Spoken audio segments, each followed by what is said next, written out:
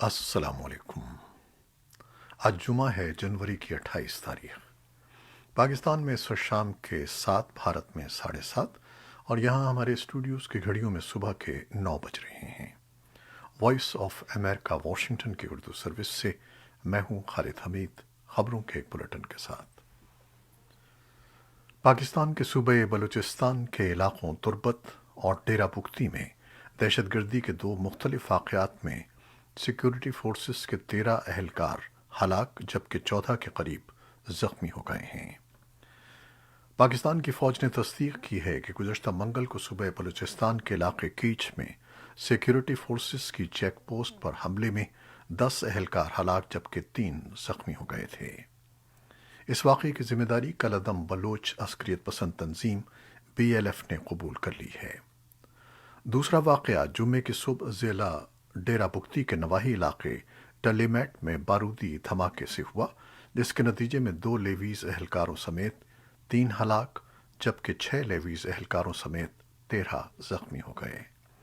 ہسپتال ذرائع کے مطابق زخمی ہونے والے افراد میں 9 کی حالت تشویشناک بتائی جاتی ہے۔ پاکستان کے قومی سلامتی کے مشیر ڈاکٹر معید یوسف کا کہنا ہے کہ پاک افغان سرحد پر باڑ اکھاڑنے کے واقعات کو طالبان کی اعلیٰ قیادت کی تائید حاصل نہیں ہے۔ اسلام آباد میں ہونے والے قومی اسمبلی کی قائمہ کمیٹی برائے خارجہ امور کے اجلاس کے دوران معید یوسف نے واضح کیا کہ افغان طالبان کے ساتھ باڑ اور TTP کے حوالے سے مثبت پیش رفت جاری ہے۔ دوسری جانب مبصرین کا کہنا ہے کہ قومی سلامتی کے مشیر کے بیانات کے برعکس زمینی صورتحال قدرے مختلف ہے، اور طالبان نے کبھی بھی باڑ اکھاڑنے کے واقعات کی مذمت تک نہیں کی ہے۔ اس کے ساتھ ساتھ TTP کے حوالے سے بھی ان کی کوئی واضح حکمت عملی سامنے نہیں آئی ہے، اور یہ 2 ایسے مسئلے ہیں جو جلد حل ہوتے نظر نہیں آتے، کیونکہ افغان عوام ڈیورنڈ لائن کے معاملے پر بہت حساس ہیں۔ اسلامک اسٹیٹ یا داعش گروپ کے سن 2021 میں دنیا بھر میں حملوں کا ایک سروے بتاتا ہے کہ اس گروپ نے پچھلے سال افغانستان میں کسی بھی اور جگہ کے مقابلے میں زیادہ افراد کو ہلاک اور زخمی کیا، اور ماہرین نے خبردار کیا ہے کہ ملک سے امریکی فوج کے انخلاء کے بعد دہشت گرد گروپ کی کارروائیوں میں اضافہ ہو رہا ہے۔ اس گروپ کا سن 2021 میں سب سے مہلک حملہ اگست میں کابل انٹرنیشنل پر ہوا تھا، جب ایک خود کش بمبار کے حملے میں 170 افغان شہری اور 13 امریکی فوجی اہلکار ہلاک ہو گئے تھے۔ اقوام متحدہ نے امریکی فوج کے انخلاء سے پہلے ہی افغانستان میں داعش کی کارروائیوں کی وجہ سے شہری ہلاکتوں میں اضافے کی اطلاع دی تھی۔ اقوام متحدہ کے امدادی مشن UNMA کی رپورٹ کے مطابق افغانستان میں سن 2021 کی پہلی 6 ماہی میں اسلامک اسٹیٹ یا داعش کے حملوں میں 124 سے زائد شہری ہلاک اور 315 زخمی ہوئے۔ سن 2020 کی اسی مدت کے مقابلے میں یہ 45% اضافہ تھا۔ اگرچہ طالبان کا دعویٰ ہے کہ انہوں نے جنگ ختم کر دی ہے اور افغانستان میں امن بحال کر دیا ہے، تاہم داعش کے جنگجو شورش زدہ ملک کے مختلف حصوں میں شہریوں پر حملے جاری رکھے ہوئے ہیں۔ پاکستان کی پارلیمنٹ ایوان بالا سینٹ نے اسٹیٹ بینک آف پاکستان کی خود مختاری کا بل 1 ووٹ کی اکثریت سے منظور کر لیا ہے۔ ایوان میں اکثریت رکھنے والی حزب اختلاف بل کی مخالفت کے باوجود اسے روکنے میں ناکام رہی۔ حکومت نے عالمی مالیاتی فنڈ کی شرائط کو پورا کرنے کے لیے رواں ماہ ہی ضمنی مالیاتی بل اور اسٹیٹ بینک کی خود مختاری سے متعلق بلز قومی اسمبلی سے کثرت رائے سے منظور کروا لیے تھے۔ سینٹ سے اسٹیٹ بینک ترمیمی بل کی منظوری میں مشکلات کو دیکھتے ہوئے حکومت پاکستان کی درخواست پر IMF نے بورڈ آف ڈائریکٹرز کا رواں ہفتے ہونے والا اجلاس 2 فروری تک ملتوی کر دیا تھا۔ وزیر خزانہ شوکت ترین نے بدھ کو اس بات کی تصدیق کی تھی کہ IMF کے ایگزیکٹو بورڈ کا اجلاس پاکستان کی درخواست پر ملتوی کیا گیا ہے۔ سندھ حکومت نے صوبے میں بلدیاتی قوانین میں تبدیلی پر اتفاق کرتے ہوئے کہا ہے کہ صوبائی حکومت تعلیم، صحت اور دیگر محکمے مقامی حکومتوں کو دوبارہ سے دینے پر تیار ہے۔ اس بات کا اعلان صوبائی وزیر بلدیات سید ناصر حسین شاہ نے کیا۔ صوبائی وزیر بلدیات نے یہ بھی بتایا کہ صوبائی حکومت مقامی حکومتوں کو مالی طور پر مستحکم کرنے کے لیے صوبائی فائنانس کمیشن کی تشکیل کے لیے بھی تیار ہے۔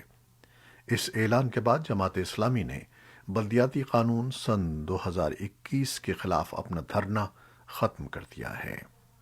اس سے قبل متحدہ قومی موومنٹ کی جانب سے وزیر اعلیٰ ہاؤس کے باہر بلدیاتی قوانین کے خلاف احتجاج اور دھرنا دیا گیا تھا، جس میں پولیس کی جانب سے مظاہرین پر لاٹھی چارج اور شیلنگ کی گئی تھی۔ اس میں ایک شخص ہلاک اور متعدد زخمی ہو گئے تھے۔ پاکستان کے وزیر اعظم عمران خان نے راوی ریور اربن منصوبے کو سپریم کورٹ لے جانے کا اعلان کیا ہے۔ انہوں نے کہا ہے کہ حکومت راوی ریور اربن منصوبے کو صحیح طور سے عدالت عالیہ لاہور میں پیش نہیں کر سکی ہے، جسے عدالت عظمیٰ میں بہتر طور پر پیش کیا جائے گا۔ جمعے کے روز شیخ پورہ کے علاقے رگ جھوک میں گفتگو کرتے ہوئے وزیر اعظم نے کہا کہ پاکستان میں اسلام آباد کے بعد پہلی مرتبہ نیا شہر بننے جا رہا ہے۔ عمران خان نے کہا کہ شاید کوئی غلط فہمی ہے کہ یہاں کوئی رہائشی منصوبہ بن رہا ہے۔ وفاقی وزیر برائے انفارمیشن چودھری فواد حسین نے کہتے ہیں کہ پالیسیاں بنانا حکومت کا کام ہے، عدلیہ کو پالیسی سازی کے معاملات میں نہیں آنا چاہیے۔ ان کا کہنا تھا کہ لاہور اور شیخ پورہ کے درمیان 1,02,000 ایکڑ پر نیا شہر بنا رہے ہیں۔ واضح رہے کہ عدالت عالیہ لاہور نے رواں ماہ 25 جنوری سن 2022 کو دریائے راوی کے کنارے راوی ریور اربن پروجیکٹ کو غیر قانونی قرار دیتے ہوئے روک دیا تھا۔ یہ شہر لاہور ڈیولپمنٹ اتھارٹی کے زیر اہتمام بنایا جا رہا تھا۔ وائٹ ہاؤس کا کہنا ہے کہ امریکی صدر جو بائیڈن نے جمعرات کے روز یوکرین کے صدر کو خبردار کیا ہے کہ اگلے ماہ فروری میں روس کا ان کے ملک یوکرین پر حملہ کرنے کا واضح امکان ہے۔ کریملن نے بھی اس ہفتے امریکہ کی جانب سے روس کے مطالبات رد کرنے کے بعد اس بحران کے حل کے بارے میں کم ہی امید ظاہر کی ہے۔ روسی حکام نے اس موقع پر بھی کہا ہے کہ مذاکرات کے ذریعے بحران ختم کیا جا سکتا ہے۔ وائٹ ہاؤس کی قومی سلامتی کونسل کی ترجمان ایملی ہاون نے ایک بیان میں کہا کہ صدر بائیڈن نے کہا ہے کہ اس بات کا واضح امکان ہے کہ روس فروری میں یوکرین پر حملہ کر سکتا ہے۔ انہوں نے یہ بات عوامی طور پر کی ہے اور ہم اس بارے میں کئی مہینوں سے خبردار کر رہے ہیں۔ امریکہ کی جانب سے روسی خدشات کو ختم کرنے کے لیے کچھ تجاویز دی گئی ہیں، لیکن پچھلے کئی ہفتوں سے واشنگٹن نے خبردار کیا ہے کہ یوکرین پر حملے کی صورت میں روس کو سخت پابندیوں کا سامنا کرنا پڑ سکتا ہے۔ روس نے کہا ہے کہ امریکہ اور یورپ کی طرف سے ماسکو کے مطالبات مسترد کیے جانے کے بعد مشرقی یورپ میں کشیدگی میں کمی کی امید کم ہے۔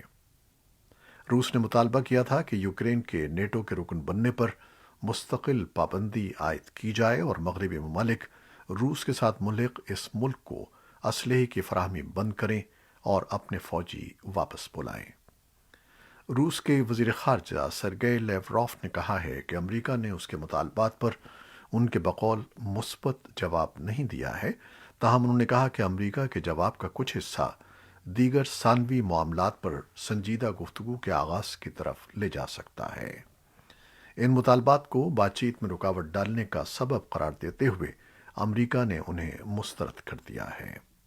امریکہ نے روس سے مطالبہ کیا ہے کہ وہ یوکرین کی سرحد کے ساتھ تعینات اپنی فوجیں واپس بلا لے اور روس کو مذاکرات کی پیشکش کی ہے، جس میں فوجی مشقوں اور شفافیت کے علاوہ میزائلوں کی تنصیب کے معاملوں پر بات چیت کی جا سکتی ہے۔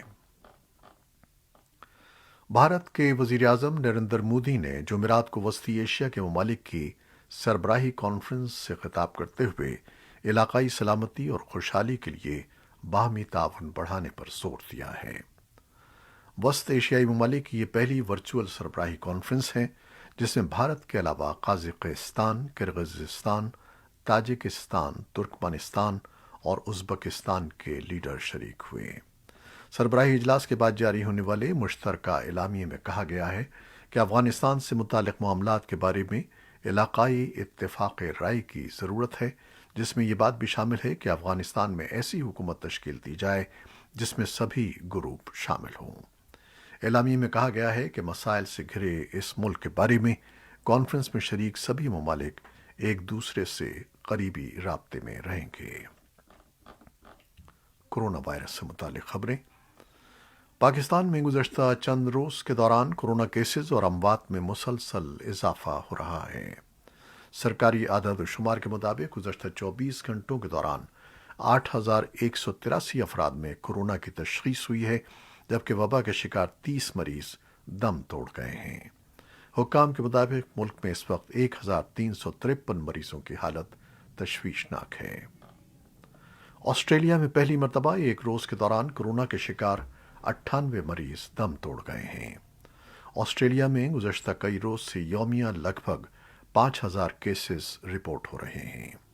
جمعے کو 98 مریضوں کی ہلاکت کے بعد حکام نے خدشے کا اظہار کیا ہے کہ ہلاکتوں میں اضافہ آئندہ چند روز تک جاری رہ سکتا ہے۔ کینیڈا کے دارالحکومت آٹوا میں ٹرک ڈرائیوروں کا ایک قافلہ پہنچنے کو تیار ہے، جو سرحد پار ڈرائیوروں کے لیے ویکسین کے مینڈیٹ کے خلاف احتجاج کے لیے اس ہفتے کو جمع ہو رہا ہے۔ کینیڈا کی پولیس اس صورتحال کے پیش نظر تشدد سے نمٹنے کی تیاری کر رہی ہے۔ ٹرک چلانے والے ایک نئی شرط کے خلاف احتجاج کر رہے ہیں کہ کینیڈا میں داخل ہونے والے ٹرک ڈرائیوروں کو 15 جنوری تک مکمل حفاظتی ٹیکے لگائے جائیں۔ کینیڈین ٹرکنگ الائنس نے اندازہ لگایا ہے کہ کینیڈا میں تقریباً 15% یا 16,000 کے قریب ٹرک ڈرائیورز کو مکمل طور پر ویکسین نہیں دی گئی ہے۔ قدامت پسند قانون سازوں نے سوشل میڈیا پر متنبہ کیا ہے کہ ٹرکوں کے لیے ویکسین کے مینڈیٹ کے نتیجے میں اسٹور شیلف خالی ہو جائیں گے۔ چین نے امریکہ پر بیجنگ سرمائی اولمپکس میں مداخلت کا الزام لگایا ہے اور اسے روکنے کا مطالبہ کیا ہے۔ وزیر خارجہ وانگ یی نے جمعرات کو امریکی وزیر خارجہ اینٹنی بلنکن کے ساتھ ایک کال کے بعد ایک بیان میں کہا کہ اس وقت سب سے فوری ترجیح یہ ہے کہ امریکہ بیجنگ سرمائی اولمپکس میں مداخلت بند کرے۔ وانگ کے حوالے سے کہا گیا ہے کہ امریکہ چین کے خلاف مسلسل غلط بیانی اور اقدامات کرتا ہے، جس سے دونوں ممالک کے تعلقات میں نئے تنازعات پیدا ہوتے ہیں۔ چین کی جانب سے مداخلت کا الزام ممکنہ طور پر گیمز کے سفارتی بائیکاٹ سے ہے۔ سرمائی اولمپکس اگلے ہفتے شروع ہونے والے ہیں۔ یروشلم کے مکینوں نے جمعرات کو شہر کے کچھ مشہور مقامات کو برف سے ڈھکا پایا۔ پرانے شہر کی قدیم چھتیں سفید ہو گئی تھیں اور مسجد کے سنہری گنبد کو برف نے ڈھانپ لیا تھا۔ یروشلم میں شاذ و نادر ہی برف باری ہوتی ہے۔ چرچ کی صلیبیں اور مسجد کے میناروں پر بھی برف نظر آ رہی تھی۔ یہ موسم سرما کا طوفان ہے جو مشرقی بحیرہ روم کے علاقوں کو اپنی لپیٹ میں لیے ہوئے ہے اور مشرق وسطی میں تیز بارش اور ہواؤں کا باعث بن رہا ہے۔ یہ تھیں وہ خبریں جو فیس بک لائیو پر ہم نے آپ کے لیے پیش کی۔ ہماری ویب سائٹ، یوٹیوب اور پوڈ کاسٹ پر یہ بلیٹن پوسٹ کر دیا جاتا ہے۔ آپ ہمارے اس بلیٹن کو شیئر کرتے ہیں، اپنے کمنٹس میں اپنی محبت کا اظہار کرتے ہیں، جس کے لیے ہم آپ کے شکر گزار ہیں۔ اپنی ان محبتوں کو جاری رکھیے گا۔